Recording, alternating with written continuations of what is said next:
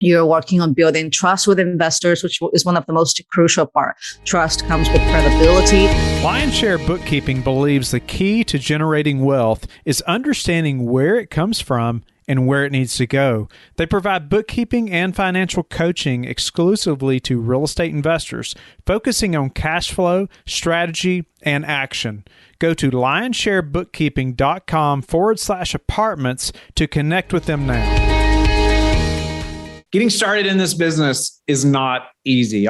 Starting any business is not normally easy, right? You have to be willing to step out. You have to be willing to know that you're going to be scared at times. You're going to have to walk through some fear, no doubt about it. Our guest today did just that. And she started by investing passively and then has become an active operator. And she has scaled from there. She's going to help us to see what made her stand out, even though her first capital raise did not go as well or as planned as she had hoped. But she didn't stop there. She kept going. She kept moving forward. And she's going to talk through how she presented herself to investors. She's going to talk through different partnerships that she pursued and ones that were, how some have been successful and maybe why and some things she looks for in that. Her name is Micy Liu. Micy is the founder of Life Mission Capital, where she is passionate about helping busy professionals invest well so they can focus on what matters. She owns 158 units in her portfolio. She also loves the topic of financial literacy, diversity and inclusion, and motivational speaking. You're going to learn a lot from Micy today.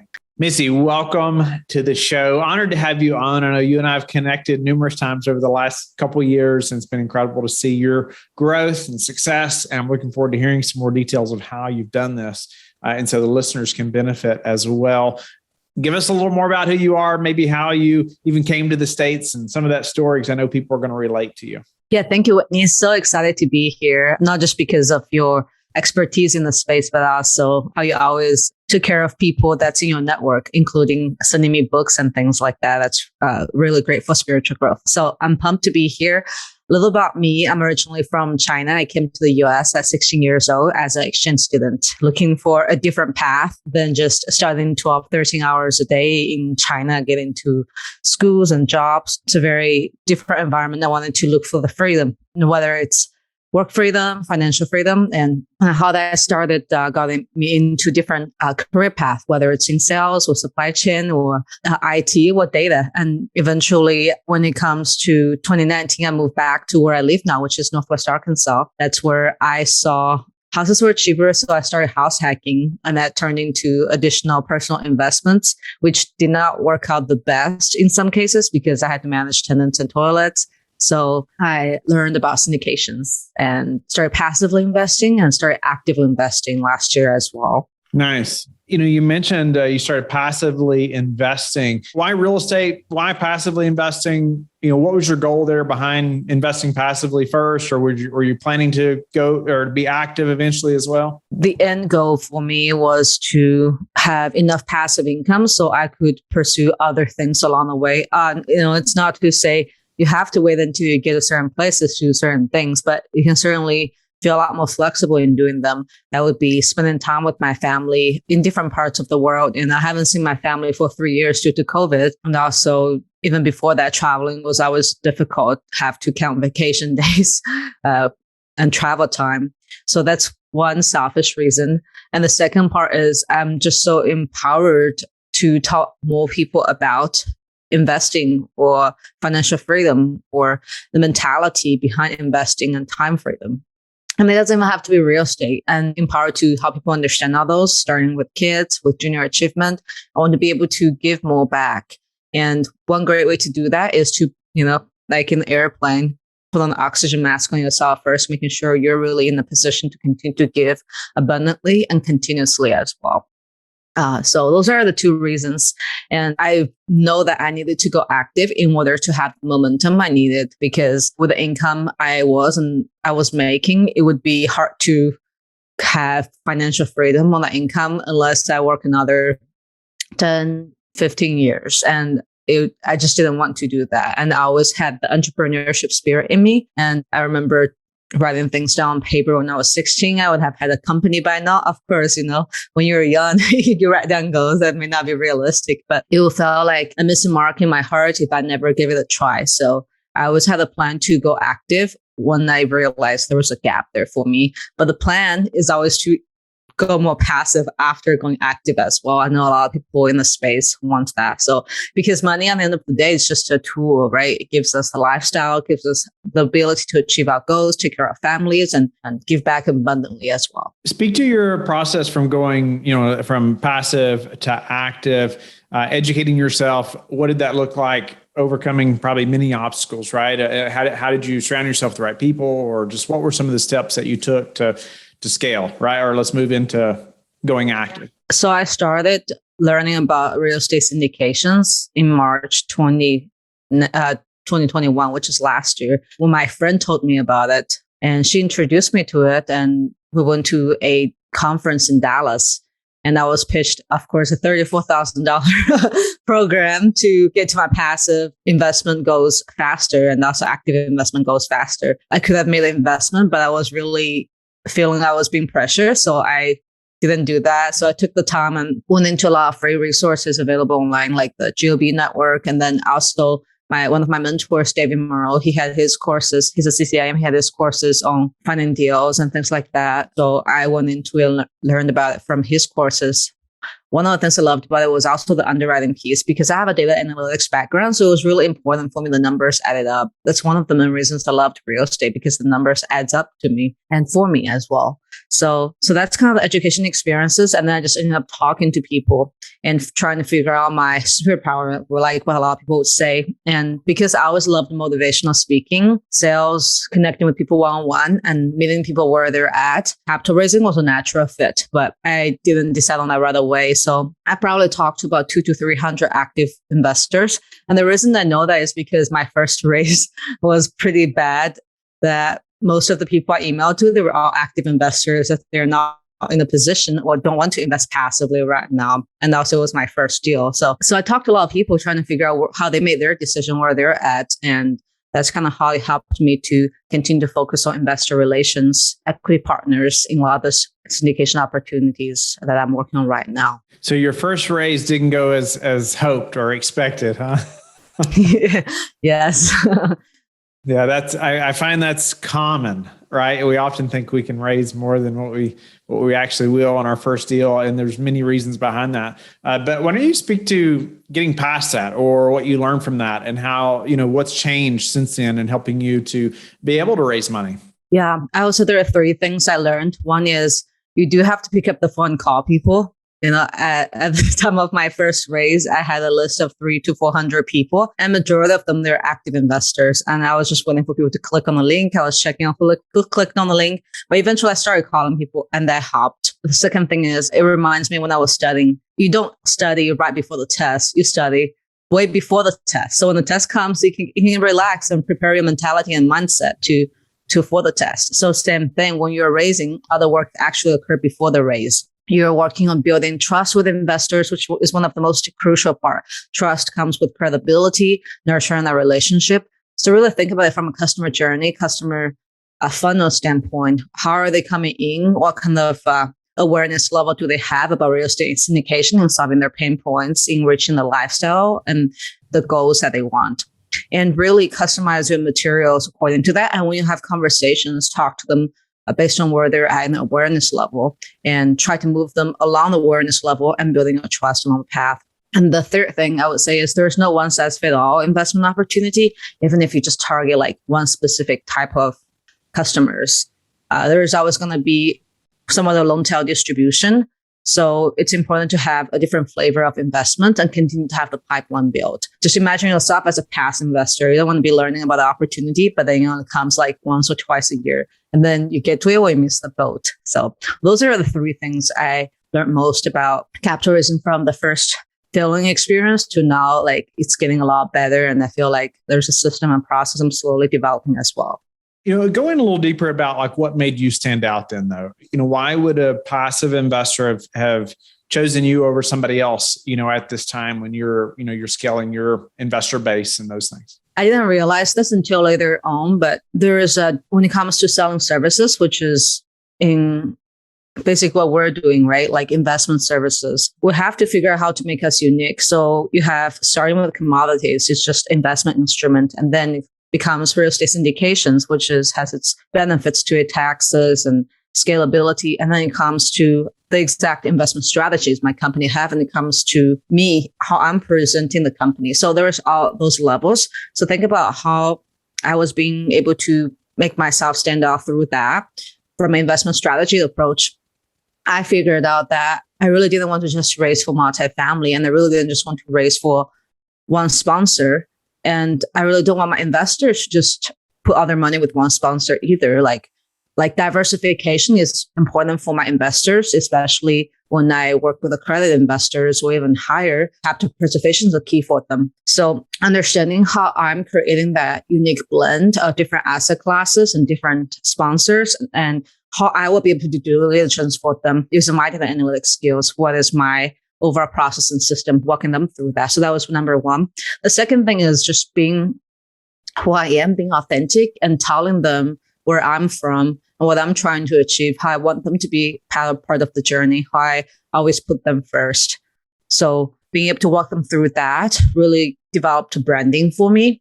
And that branding is continuing to grow as well. Nice. All right. So how do you say present to investors? How do they know this about you? What are some techniques you've used to be able to do that? There's a lot of success people who has done it really well using different channels.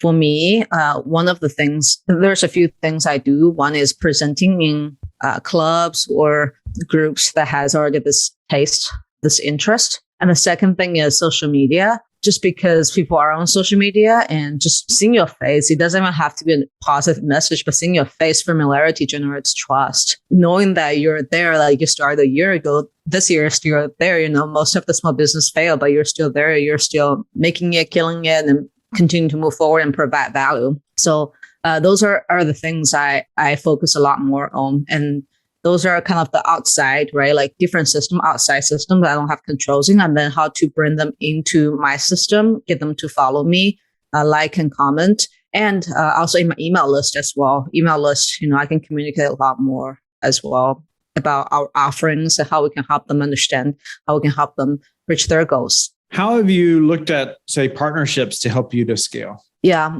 When it comes to partnerships, apart from the general vetting on the investment level, partnering with sponsors who has a strong track record of successful exits is a key for us. And, you know, there may be one or two mishaps, you know, if you have done hundreds of deals, but generally speaking, you should be meeting your pro forma because you're underwriting conservatively and you should be able to do that. So that number is really important. But second, that what we really look for is communication. How is the sponsor communicating to its customers? Not just from a transparency standpoint, but from the level of details in the reporting. We don't necessarily need to have monthly update, but I do like that a lot of times, just because over communication is always good when you have investors that's new, first time working with you. So those are the two key pieces I work on. Of course, the other things are standard, like credit, you know, background checks, and we don't really check credit checks as much, just because a lot of times they're signing loan as well already. So it's already like, you know, if Fannie Mae and Freddie Mac is good with them, we're good with them. But we do make sure background checks are done, just because you never know, right? Like I like to trust people, but I also verify. I always have things documented on paper trails, just because you never know. Yeah, no, that's awesome. Can you speak to maybe some of the best communication that you've seen from operators or that you like to see? So, for example, I liked Lone Star Capital, how they not only do very good reporting on a quarterly basis, but also they have a quarterly deal flow review. So how people understand what's happening in the market, what's the cap rate they're seeing, and what kind of, you know, which areas are doing well, and basically how people understand, because you got kind of different groups of investors. One is like, take my money and I don't want to hear from you again. But majority of my investors, they want to learn, they want to know how to do it, not necessarily to go active, but more to understand the risks involved. Once they felt comfortable, then they're like, you know, as long as it's growing, I don't care. So I do have to say Rob does a good job with that. And I also see people really providing information about their deal, their struggles, their case studies about, you know, what issues they had. what issues, how they work through those issues. So those are also level of communications that I like, being able to have processes that's mapped out, so it doesn't look like we're fumbling our ways through in front of our investors. Like there's always going to be chaos within the company, but how do we pull ourselves together before we present things to our investors? That's interesting. Like a quarterly deal flow review, I think you called it. And then, but then case studies. Most of us could provide a case study, and we've not done that often enough. But I know investors love hearing and learning and seeing those things.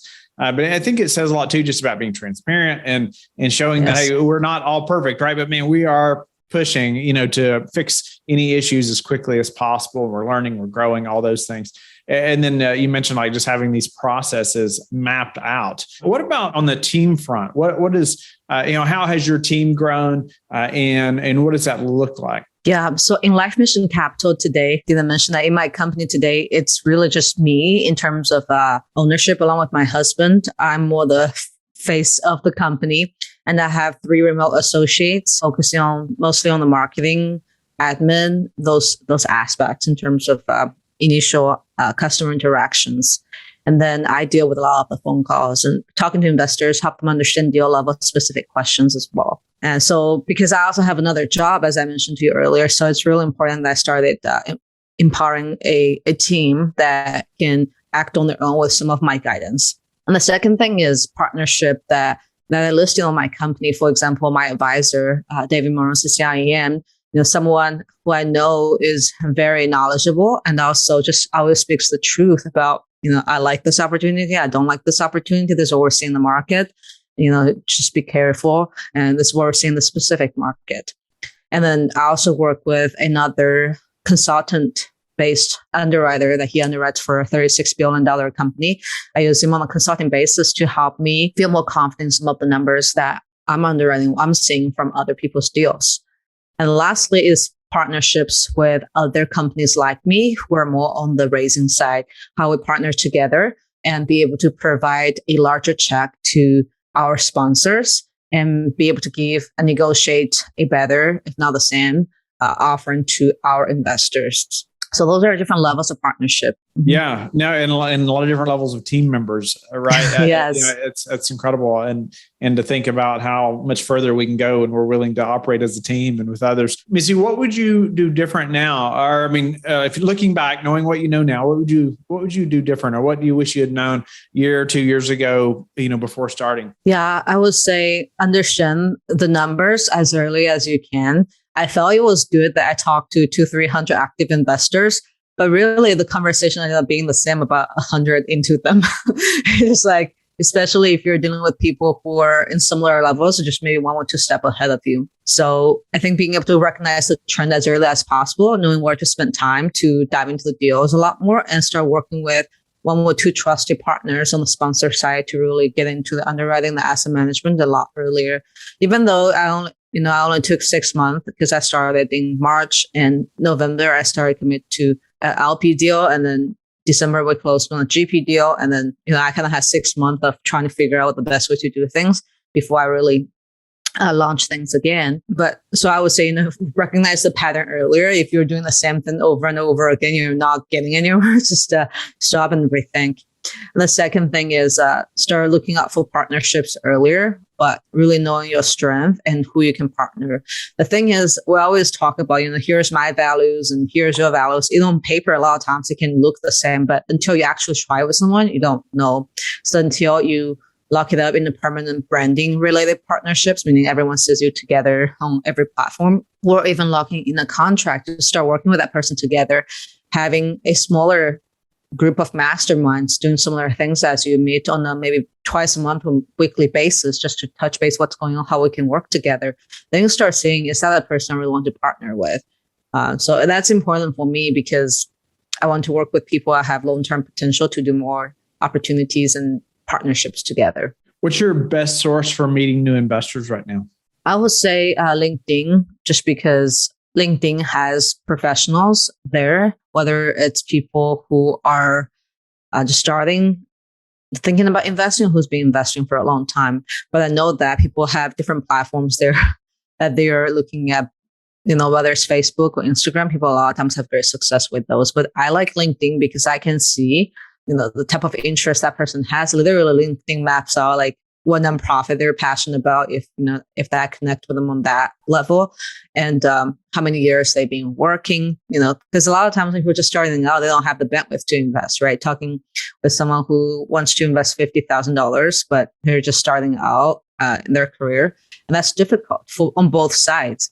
So it just provides a great place to pre-qualifying potential investors and help them to help pre-qualifying me as well, because they can look at my LinkedIn, and it's not just like buy. It's more about like what I've been presenting as a brand and how is the community viewing me as well. Yeah. Is there a technique or a couple techniques that you use or are consistent about on LinkedIn that have been helpful? I would say social media, having a strategy. I started scheduling posts and with different categories and getting responses. And sometimes people may not comment on your post and just continue pushing, just because LinkedIn has a weird algorithm. Sometimes people don't want to be seen as commenting or liking certain things, but they've seen a post. And second thing is messaging directly to people who may have expressed interest just because they like to post and they fit your criteria. So just reach out and say something, because when you start direct messaging people, of course, not in a weird way, but when you start having authentic relationship, people can share a little bit more with you. And being time is the most precious resource. We want them to feel comfortable about us, and vice versa. People move on to a phone call conversation. So I would say those are the two things I felt really good about on LinkedIn in terms of the strategy. What's some of the most important metrics that you track, Micy? And that can be personal or professional. So from a personal level metrics, I would say it is priorities of identities. There isn't really a good way to track it, but I struggle with it a lot, being, needing to work another job, also starting a business and scaling and growing that business right now. So sometimes, if I think of myself, who I am, the question really just relates to my job titles and my company a little bit. It's easy to let that overshadow. So really recentering and think about who I am, whether it's starting, and the priorities of it really helps set my day. So whether it's starting as Christian, wife, and sister, daughter, and when I have those things out of the way, then I feel a lot more at ease and at peace, thinking about my company, my job. So keeping the end in mind. And from a professional side, since we're in a real estate syndication opportunity, is also talking about customer conversion from the beginning of the funnel. Like I just started tracking this in the past 2 months, how many likes we like, how many followers we have on our platform, how many we have in our email, what's our email open rate, and what's our engagement level. Because I have in my email system, I have an engagement metric. So to see their engagement level, the top people that's engaging with our content, and then call. How many people have I called, talked to that I can call for 5 or 6 B opportunities. And finally, conversion, like who's actually invested and how much were the repeat investors, and who felt really good and really quick in their decision making, who's taken a super long time as well. And those metrics help us think where we can double down on, where we should reduce our time on, and how we can do better in our nurturing process, starting with the first email, introducing to our community, or the type of posts we're generating, how we're generating them as well. Love that. How you can list those metrics out too. It's like these are the things that we know are important. And then you talked about, then we're going back and seeing how we're nurturing them and what can we improve. And what about some habits that you're disciplined about, Micy, that have produced the highest return? I would say is posting in terms of social media, and also keeping people updated via newsletters and calling people. And those helps kind of bring a system of an ecosystem from beginning, attracting people in and actually closing them, soft close, and then hard close when the actual opportunity comes. What's the number one thing that's contributed to your success? I would say it's partnerships. I think before that, I was trying to do everything by myself. I was pulling hair out along with the complexity in the business, so many moving pieces, and also trying to do another job and being a wife and making sure I'm talking with my family in China as well and having a life outside of this. So it was difficult. It was hard to make progress. having right partnerships with people who not only have the same values, but also move in the same speed. Because I had people with the same values, but when we're ready to move, they're not ready. And, we've already moved 3 times, they're not ready. So that's also important. That is important. And how do you like to give back? There are a couple of ways. So my husband, he has 2 hobbies, but one of them is in theology. So personally, the personal gain we're getting from whether it's my personal investments or syndication investments or business, we're able to fund a lot of the work that he's doing on the theology side through his YouTube channel and the presentations that he does on some of the theology related presentations. And the second thing is just on education in general. Like last month, it's Asian Pacific Island Month Heritage Celebration. And I donated $500 to a nonprofit I'm passionate about, Pratham USA. They help kids around the world to learn how to read, write, and count, which is very important. It's one of the things that helps with my cause, which is financial literacy. I mean, if a child can't learn how to read, write, or count, how are they able to budget and start a business and do many other things? So education has always been a passion, and not just in books, but also in how they think, how we empower them to grow and contribute back. Because that's where we start investing in people, and that goes a long way. Micy, it's been great to have you on the show. Again, it's been great to see your success, your progress, and even sharing today your story from LP to GP, how you started raising money. Even the first one didn't go as well as you had hoped, but you didn't quit there, right? I mean, you kept going. You expressed what made you stand out, even your presentation ability, even to partnerships and finding the right partners and their, the way they communicate to the successful exits. Many things that can help us, whether we're passive or active, and we're thinking about partnerships. But we're grateful for your time, and share with the listeners how they can get in touch with you and learn more about you. Yeah. Thank you, Whitney. Pleasure to be here. My company is called Life Mission Capital. So you can go to lifemissioncapital.com and grab one of our ebooks and learn more about us, whether it's the best investment of all time, even in uncertain times, or a complete guide to how to passively invest in apartments, or 110 questions to know before you passively invest. So those are the 3 ebooks that our investors really like. And you can also reach out to me, Micy at lifemissioncapital.com. That's my personal email as well. So those are the places. And also LinkedIn, MICYLIU. People reach out to me there often as well. So I'm happy to help and see what are the ways I can add value to you. Before I forget, I do have an active investment opportunity right now. It's a 506c offering for accredited investors. It is a portfolio opportunity. As you know, that is a crazy market out there. People are getting scared, but in times like this, diversification is one of the best things you can do. So it's a one investment that's in 3 different states with 3 different business plans, 3 different apartment complexes. So we felt really good about that and wanted to offer that to anyone who's looking for a diversification play in this time while still getting great returns. So that you can find on lifemissioncapital.com/legacy. Thank you for being a loyal listener of the show. Please subscribe and share it with your friends. We want to help you become the passive investor you've always wanted to become, but also the operator you've always wanted to become. We want to be the #1 resource for your real estate investing journey. But go to lifebridgecapital.com where you can start investing in real estate today.